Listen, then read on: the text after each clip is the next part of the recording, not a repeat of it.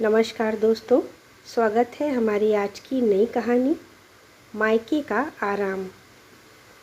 आज तो गर्मी बहुत तेज़ थी। सब्जी वाला बाहर आया हुआ था तो वर्षा जी भी सब्जियां खरीदने बाहर आई थीं।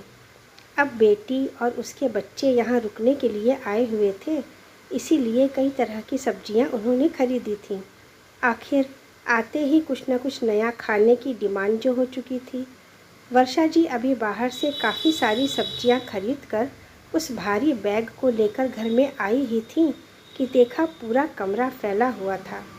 सोफ़े के कवर कहीं और पड़े हुए थे। सेंटर टेबल पर रखा हुआ गुलदस्ता तो कप का नीचे फैल चुका था। चिप्स और कुरकुरे के खाली पैकेट जहाँ तहाँ पड़े हुए थे और उनके दोनों नाती समर और विराज अखबार के टुकड़े कर उसके प्लेन बनाकर उड़ा रहे थे। हे भगवान, ये क्या, पूरा कमरा फैला कर रख दिया। बेटा, अभी अभी तो साफ़ किया था मैंने। तुम दोनों 5 साल के हो चुके हो, लेकिन अभी भी तुम्हें रहने के तरीके नहीं आए। कहाँ है तुम्हारी मम्मी? वर्षा जी अपने दोनों नाती समर और विराज को डांटते हुए बोली। नानी, जब देखो आप हमें डांटती रहती हो, ये मत करो वो मत करो, इससे तो हम अपने घर में ही भले थे। समर तुनकते हुए बोला। अरे, क्यों अपनी नानी से बहस कर रहे हो? अचानक तन्वी बाहर आते हुए बोली। उसे तैयार देखकर वर्षा जी ने पूछा, अरे बेटा, तू कहाँ जा रही है? मम्मी, अब मैं मायके आई हूँ तो सारी जिम्मेदारी से मुक्त होना चाहती हूँ। मैं तो बाहर घूमने फिरने जा रही हूँ, सहेलियों के साथ। कितने दिन बाद मिल पाती हूँ सबसे। अब आप संभालो अपने दोनों नाती को। वर्षा ने पर्स सोफे पर रखते हुए कहा और अपने बालों को ठीक करने लगी। बेटा, थोड़ी तो मदद कर दिया करो मेरी। तू तो यहाँ बच्चों को मेरे भरोसे छोड़कर खुद घूमने चली जाती हूँ। अब मैं घर का काम करूँ या उन्हें संभालूँ? और फिर ये दोनों तो एक जगह ना तो टिकते हैं और ना सुनते। वर्षा जी ने कहा। क्या मम्मी, आप भी हद करती हो। मैं तो यहाँ आराम करने आई हूँ और आप काम के लिए बोल रही हो। जब काम ही करना है तो अपने घर में ही कर लेती, यहाँ क्यों आती? तन्वी चिढ़ते हुए बोली। बेटा, मेरी उम्र का भी तो थोड़ा लिहाज कर। अब मुझसे पहले जैसा काम नहीं होता। एक तो घर का काम, ऊपर से छोटे बच्चों के पीछे भागते हुए थक जाती हूँ मैं। अब उतनी हिम्मत नहीं रही मुझ में। क्या मम्मी, आप तो सुपर वूमन हो, आप सब कुछ कर सकती हो। कहकर तन्वी वर्षा जी को नज़रअंदाज कर अपना पर्स उठाकर घर के बाहर निकल गई। वर्षा जी उसे जाते हुए देखते रह गईं और वहीं सोफे पर सिर पकड़कर बैठ गईं। इतने में वर्षा जी के पति गगन जी भी कमरे में आ गए। कमरे की हालत देखकर वो वर्षा जी से बोले, अरे ये क्या, इन लोगों ने पूरा कमरा ही फैला दिया और तुम सिर पकड़ कर क्यों बैठी हो? तन्वी से कहकर कमरा साफ़ करा दो।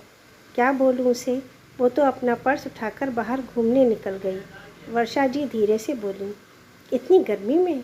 उसे तो गर्मी बर्दाश्त नहीं होती थी ना? गगन जी ने कहा। घूमने के लिए गर्मी क्या सर्दी क्या, निकल गई वो। वर्षा जी ने लंबी सांस भरते हुए कहा। गगन जी को समझते देर नहीं लगी कि तन्वी अपने बच्चों की जिम्मेदारी वर्षा जी पर छोड़कर घूमने जा चुकी है, जैसा कि वह अक्सर करती थी। लो, चलो मैं सफाई करवा देता हूँ। तुम खाने में कुछ दलिया खिचड़ी बना लो। नहीं नाना जी, हमें दलिया खिचड़ी नहीं खाना, समर ने कहा। अरे, नानी के हाथ की खिचड़ी बहुत टेस्टी होती है, खाकर तो देखो। ऐसी खिचड़ी तुमने कहीं नहीं खाई होगी। गगन जी समर से बोले। नहीं नहीं नाना जी, खिचड़ी नहीं खानी। समर के साथ साथ विराज भी बोला। उनकी बात सुनकर गगन जी थोड़ी देर सोचते रहे। अच्छा, हौच पौच तो खाओगे? बहुत टेस्टी होता है, गगन जी ने अचानक से सवाल किया। सुनकर समर और विराज एक दूसरे की शक्ल देखने लगे।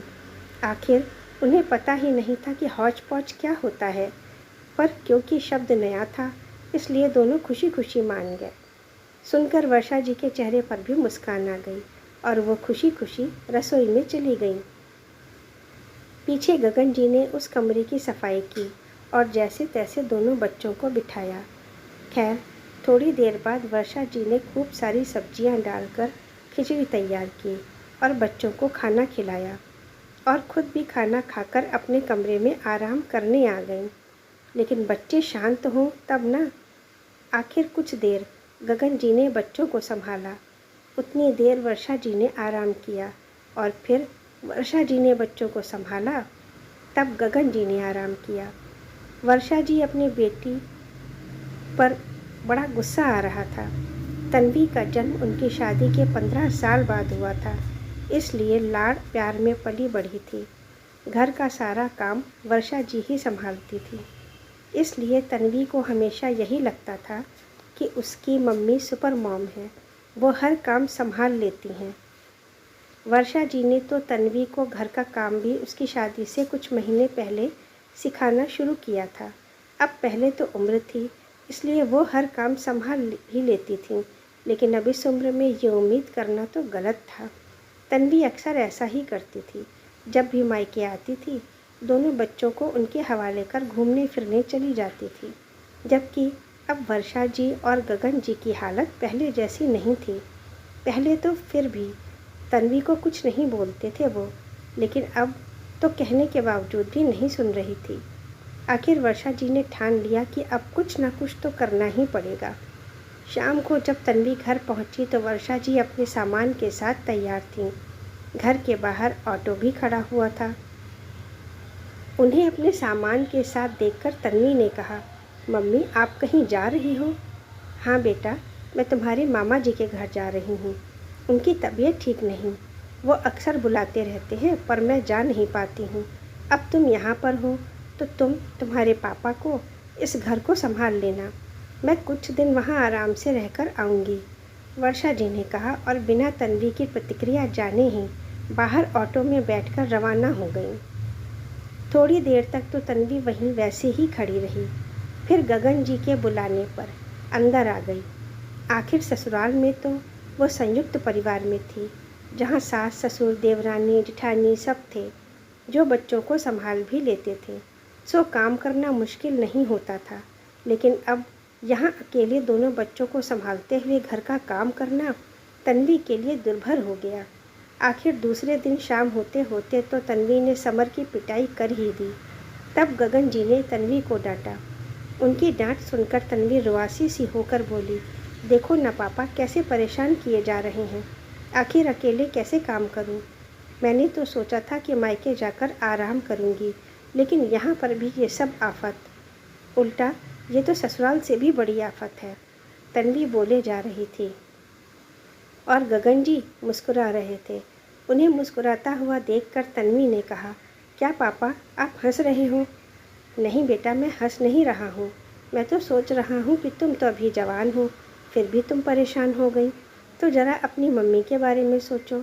तुम्हें तुम्हारी मम्मी तो इस उम्र में भी सुपर मॉम नज़र आती हैं। क्या वो नहीं थकती जो तुम उनकी मदद तक नहीं करवाती? सुनकर तन्वी को अपनी गलती का एहसास हुआ। उसने नज़रें नीचे कर लीं। बेटा, मेरा मकसद तुम्हें शर्मिंदा करना नहीं था, बल्कि ये बताना था कि माता पिता भी बूढ़े होते हैं। मायके आई हो, ठीक है, आराम के लिए आती हो, लेकिन मदद करने से तुम छोटी तो नहीं हो जाओगी। आखिर उम्र का भी लिहाज किया करो। अब तन्वी को ये बात अच्छे से समझ में आ चुकी थी, इसलिए उस दिन के बाद वो जब भी मायके आती थी तो वर्षा जी की मदद ज़रूर करवाती थी। हालांकि गगन जी और वर्षा जी ने कभी भी उसे ये नहीं बताया कि वर्षा जी जानबूझकर अपने मायके गई थी। दोस्तों, तन्वी जैसी बेटियां अक्सर ऐसा सोचती हैं कि मायके सिर्फ आराम करने के लिए जाते हैं, वहाँ उनकी खातिरदारी होनी चाहिए, उन्हें आराम करने दिया जाना चाहिए, लेकिन ऐसा नहीं है। अपने माँ की स्थितियों को भी समझना हर बेटी का फ़र्ज़ होता है। माँ को संभालना और उसकी जिम्मेदारियों को बांटना भी बेटी का ही दायित्व है। तो कहानी पसंद आई है तो लाइक कर दें, अपने कमेंट्स लिखें, नए हैं तो सब्सक्राइब करें।